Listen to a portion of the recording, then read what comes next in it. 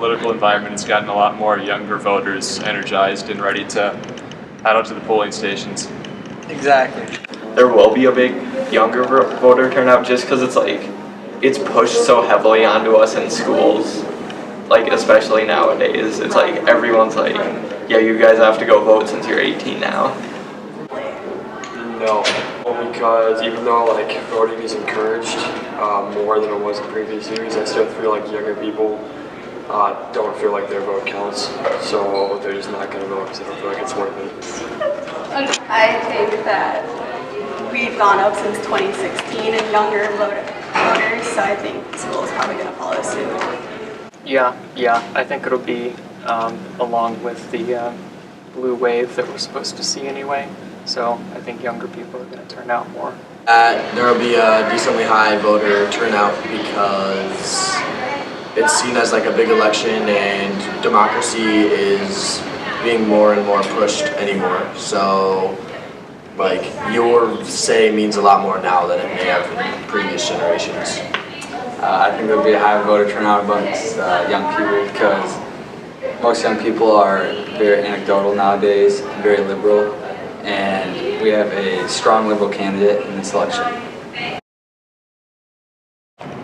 At the precinct I was at, there was a high turnout among some of the older generations, and I think they'll tend to vote more heavily for Nome, so I wouldn't be surprised to see Nome winning.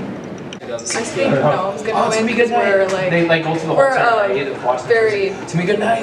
Can't wait to see all across the border. We're very Republican state. I said Billy Sutton has a very good chance at winning. Billy Sutton does have a good chance of winning because Kristi Noem stopped her campaign for like 3 or 4 months out of the campaign trail and then came back with a negative campaign. But then, so he has a good chance, but I don't know, we'll see. 50-50. I don't know how good his shot is for winning, but I'm hoping that because he is a moderate Democrat and not that much of a liberal, that the more conservative South Dakotans would vote for him. I think he has a good chance just because it's kind of a time of change right now, it seems like, and even though he's a liberal candidate, he talks about how he's a fiscal conservative. And so instead of directly, like in all of his campaigns, so instead of directly saying that he's a Democrat in the state of South Dakota, he's almost kind of trying to sway your vote the other way because he correlates himself with being conservative, even though he isn't. For a long time I thought he wouldn't, but from what I can tell, a lot of people are pretty enthusiastic about it, so I think he has a chance. I'm voting for Billy Sutton tomorrow. I'd like to see Sutton win. This morning I voted for Kristi Noem because I'm a Republican and she's a great person, I think. I like most of her values, and I voted for Dusty Johnson because he takes the cake in so many ways for me, I guess. He's very